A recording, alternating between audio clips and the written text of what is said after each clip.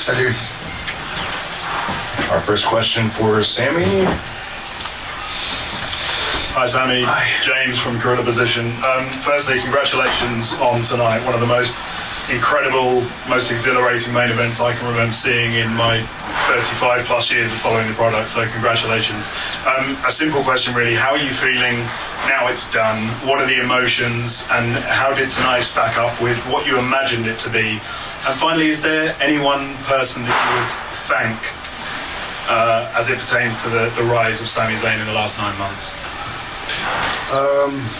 It's sort of like a 3-for-1, and I actually kind of want to apologize in advance because I'm feeling very strange. So I know some of these answers are not going to be, I don't know, maybe what you'd expect, because I feel very strange in that I feel very strangely detached, which is, I don't know what people want to hear. You want to hear like, wow, I just did this and it was awesome and I'm riding high. And I normally am, but I'm just feeling very strangely detached. And I can't quite put my finger on what it is. Like on a cognitive level, I know what we just did. I think I still do have to kind of see it back and see how it played. That's kind of one thing, that a big lesson I've taken out of this storyline with the bloodline over the past 9-10 months is I'll feel good about something I've done, but I still got to see how it played, if that makes sense. I got to see how it played. What were the angles? Did they get in tight? Did the emotion come through? All that kind of stuff. So I'll see how it played. So if you ask me these questions tomorrow, I might have very, very different answers for you, but I feel strange, and that might be the recurring theme here of some of these answers. And I think another part of it might be just, it was kind of an unhappy ending tonight. And I'd be lying if I said that doesn't affect me. Of course, it's unbelievable this is a dream come true. But it's like a dream come true. Oh, I almost said something super inappropriate there. I'm so glad my filter kicked in. You ever have a dream, and I won't get too specific here, but it's like, it's going in a certain direction. And then you wake up right before, right? And that's kind of what this was. It's like, it was like a dream. It's a dream come true. It's surreal. It's everything you could ever want. And the storybook ending obviously has a certain ending to it. And that's not what happened tonight.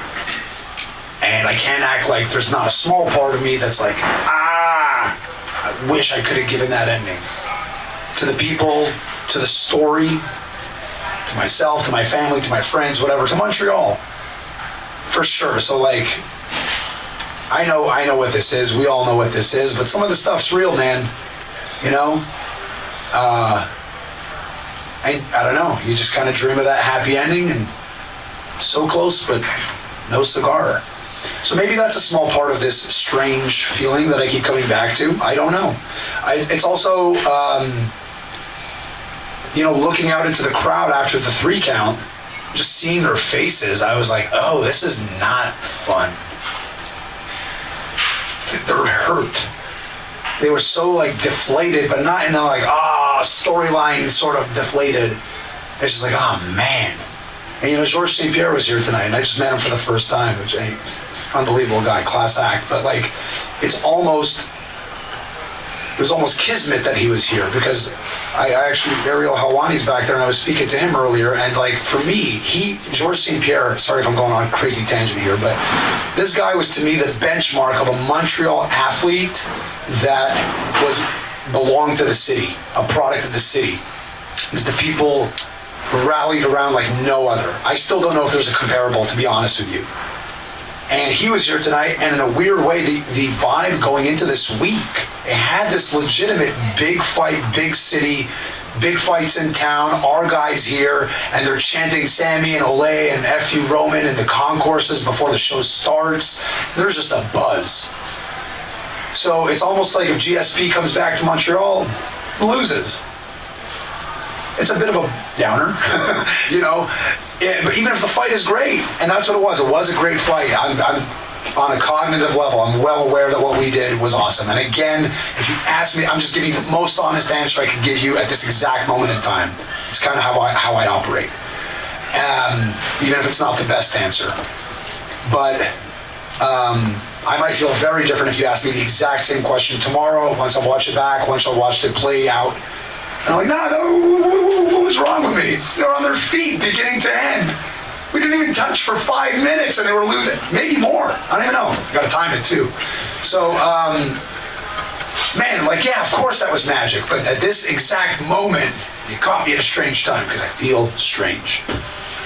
Hey, Sami, Ryan Ryder, CGLO Radio in Montreal. Sorry, I forgot to answer the last part of your question. We'll go back to it. It's fine. Yeah, send me a message or something. We're doing that on other people's time here. Yeah, sorry, go ahead. That's all right. How you doing? Yeah, like I said, strange. Yeah. I've covered pretty much every WWE event in the last 20 years here at the Bell Center. Really special event tonight. Great show. Disappointing finish, of course. You said that this is pretty much like your WrestleMania, Canada WrestleMania. Yeah. Two of the greatest WrestleManias that we've seen were WrestleMania 6 and WrestleMania 18 in Toronto. When will we see another WrestleMania in Canada? Funny enough, I did have this conversation with Triple H yesterday, which is not a conversation we would normally have, but we somehow got on the topic. I think it comes down to a lot of business stuff that's way above my pay grade. But as far as the passion of the audience, I think the secret's out on Montreal now. The guys and girls that come here now, they know. There's a handful of cities that you know well ahead of time, like, Santiago, Chile. I don't know if you're aware of that. It sounds like a punchline or something, but it's actually one of the best wrestling cities, best anything cities, unbelievable crowds. And I put Montreal right up there with that. And of course, I'm biased and I get a little extra love and all that stuff, but every performer now, every performer knows it, feels it, they know what's going to happen, they know the crowd's going to rule, they know the passion's unmatched. And now, I think the whole world knows it because they see it on TV after I'm suddenly starting to feel a little better now that I'm talking about it. They see what we just did out there. They see these fans standing on their feet for 10 minutes and like, damn, Montreal crowd, man, Montreal. So the word's out. I don't think it's a matter of and can I say once again, somewhat biased, but world-class city. Of course, in virtually every metric, maybe not the Olympic Stadium, which may be a factor again in the whole WrestleMania decision, but I think it comes down to business stuff that's above my pay grade, but I think it has nothing to do with the passion, because I think if you're picking a city on strictly passion, Montreal has to be a top 3 contender. Has to be. No question in my mind. 2 questions left. We'll go here in the third row. Sorry I'm so wordy, guys, and not everyone's going to get to ask. I apologize. It's not a problem. Hi, Sami. It's David Hillhouse from Slam Wrestling. Congratulations on the evening. Starting to feel better, so thank you. Understanding the weird feeling, just starting to kick out a little bit. Nonetheless. I was wondering if you could walk us back to when you started to see, or possibly see the stars aligning for tonight with the success you were finding in the Bloodline and then this appearing on the calendar. Was there a point when you started to dream about it, or do you try to keep that at arm's length? No, there was actually a very specific point, and ironically enough, it was here in Montreal. Because I don't know how many of you are Bloodline story historians here, remember every little beat of the story, but for the first couple of months, Roman and I did not appear on screen together. And the stars aligned just right in Montreal in August, I want to say the 19th, when SmackDown came here. Usos weren't here, Heyman wasn't here, some storyline stuff, like the stars just had to align just right. And finally, Sami Zayn gets in the locker room with Roman Reigns, and there's an immediate chemistry, and he immediately acts in a way that you don't expect him to act.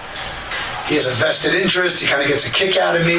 It's not what you expect. It's part of the beauty of Roman Reigns' character is he always somehow gives you something you don't quite expect.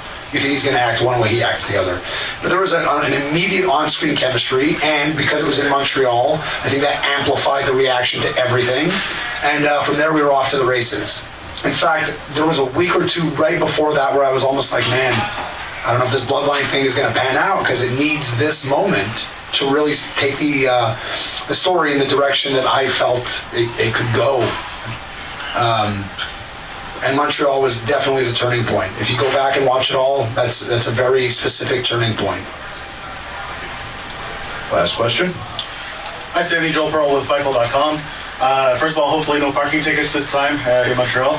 And we talked about New York, yeah, because I didn't know what day of the week it is. That was, yeah. Friday, Monday, I'm on all these TVs. I got a parking ticket. We'll move on. Let's go back actually to last night with Friday Night SmackDown. You had the last segment of the night. God, that was last night. You had so much to say, but also the crowd had a lot more to say. Was there anything that you were trying to get out to the crowd that was different than what actually came out of your mouth? Because there was certainly a very passionate promo, something that we don't normally see in the WWE universe. So I'm curious about that promo, how it came together, and what got you to that point. Well, look, I had a bunch of stuff I wanted to say, but then you also have to assess the situation you're in and adapt. So they were giving me a lot, and I'm not about to stop them if they're doing that, right?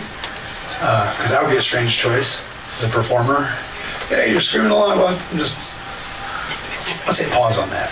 So obviously, we had to roll with it, and I think it created a very special, very memorable reaction, memorable segment. But I think, again, I don't want to drone on and on about the Bloodline storyline, but again, what a magical thing to have so many memorable segments.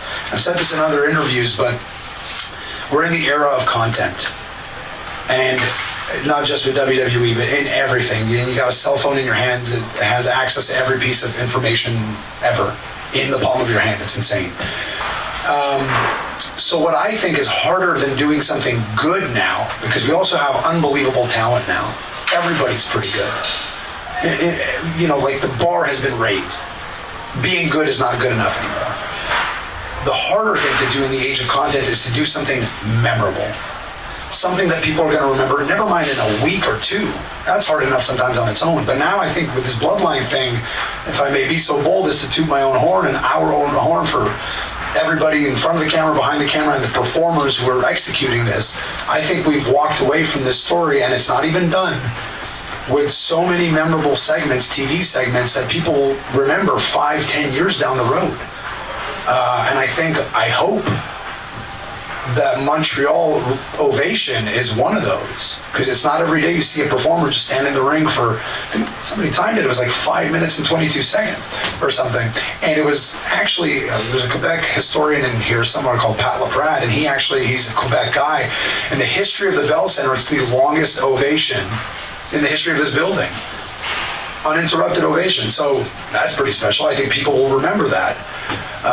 Kind of forget your question, but yeah, it was pretty great. I had to kind of adapt on the fly. There was more I wanted to say. Part of it was things I wanted to say to the city. Part of it was things to advance the storyline. Part of it was, touching on what I did with Cody and acknowledging the self-doubt that I showed on Raw a few days prior. But when you're standing surrounded by that, it's kind of like, let's just punch them with the good stuff here and take the love that they're giving, which I very much appreciate. Thank you. Well, Sami, I think we would all say that you delivered an incredibly memorable performance. Started to feel pretty good, actually. It was all right, right? Yeah, that was good, eh? Pretty good night? Yeah. Wins, losses, they come and go, whatever. But no, in all sincerity, again, that I am aware that was special, and it's sinking in more just as I'm talking to you guys. So thank you for allowing me to be a part of that, and thank you for being here today. And sorry about the long-winded answers. Thank you, Byron. Thank you, Sami. Thank you, guys. Thank you to all of our guests here tonight. Thank you to our media. Thank you to all of you